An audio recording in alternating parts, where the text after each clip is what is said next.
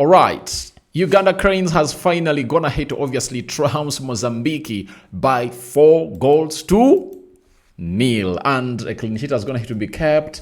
And there are lots of things that we have to obviously delve into here onto the Ugandan stance. Smash the like button, comment and share. If at all you're watching us for the very first time, endeavor to subscribe to this channel so as not miss out on stories that we do upload in here on a daily. Kati mwabalala abagala what Uganda is, you can as well opt to what we call ekimeza ky'omupiira. Ekimeza ky'omupiira nakyo kibeerayo ne tubawa ne tubaweereza. So from here, obviously we are obviously going to be maybe going live kuchimeza chomupira tubabulire what went ahead of it happened at the Nambole Stadium. Newano, we are coming up with a match preview as the Uganda Cranes went ahead to obviously do the needful and really put in a very huge shift. Okolabanga, they obviously outsmart the side of Mozambique at the Mandela National Stadium. And here are the results. In the 48th minute, as the second half went ahead obviously start, it was Allan Okello who went ahead to pull the trigger some 30 yards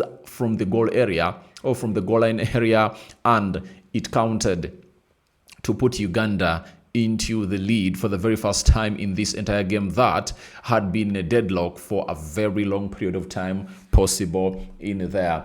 Then Rogers Mato went ahead to score in the 70th minute. He went ahead to obviously score a beauty, and I was really impressed with what Rogers Mato went ahead to obviously do to score that second goal. If you've been following Rogers Mato for some time, he has been reaching in such spaces and he couldn't obviously come up with the right end product to his game.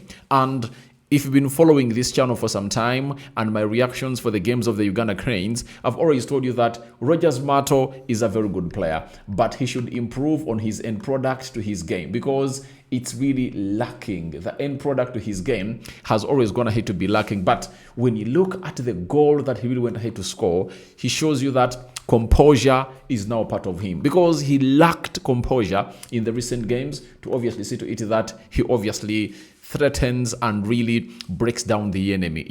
He runs well into good spaces and he inverts well into the 18 yards box area of the opponent, but the final product had always gone ahead to be a problem for him. But I tell you what, this game, if you look at that second goal, the way he chopped, inside and roasted that center half of Mozambique, and then he curled that ball with composure into the left mid corner of the goal. I was like, that is my Rogers Mato. And I think the problem was all about where Rogers Mato was playing at. I think not getting in the very many games that we are really used for him to obviously be having in there, I think affected his so-called kind of game that he used to play. Because when he was playing for Brera, Strimaka, in Macedonia, I think he wasn't getting in some time. And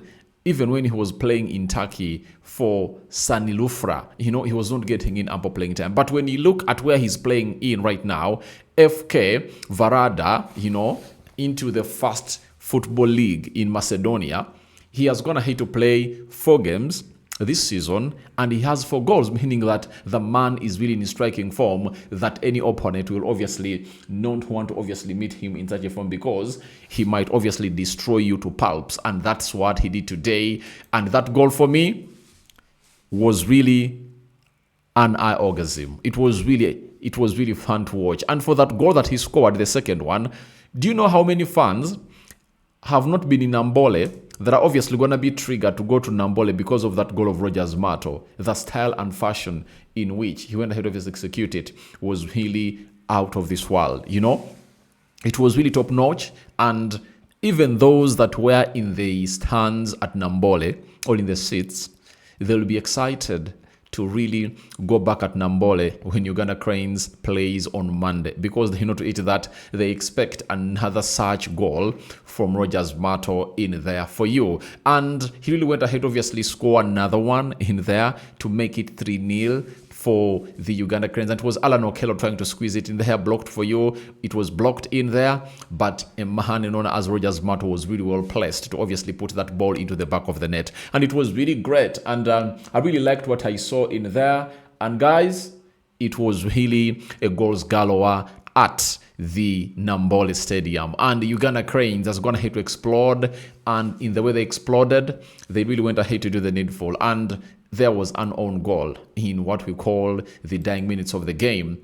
And that goal has been given to Erioka Prodosi, because Erioka Prodosi went ahead to obviously head that ball, but I think it got a slight deflection, and Erioka Prodosi, I think, has gotten himself the first goal for the Uganda Cranes. And I remember, if at all you watched my live, when I came in to obviously put in that shift, I told you that my prediction is Uganda Cranes 2, Mozambique 0. But Uganda Cranes has obviously gone ahead to come up and really put in a very huge shift in there for you, and they've gone ahead to obviously score or really put numbers to what everyone thinks is really right. And Uganda Cranes, having gone ahead obviously play its 7th game of this group, it has put Uganda Cranes into what we call the 2nd position. Algeria is topping the group with 18 points. Uganda is 2nd with 12 points. Mozambique is also 3rd with 12 points.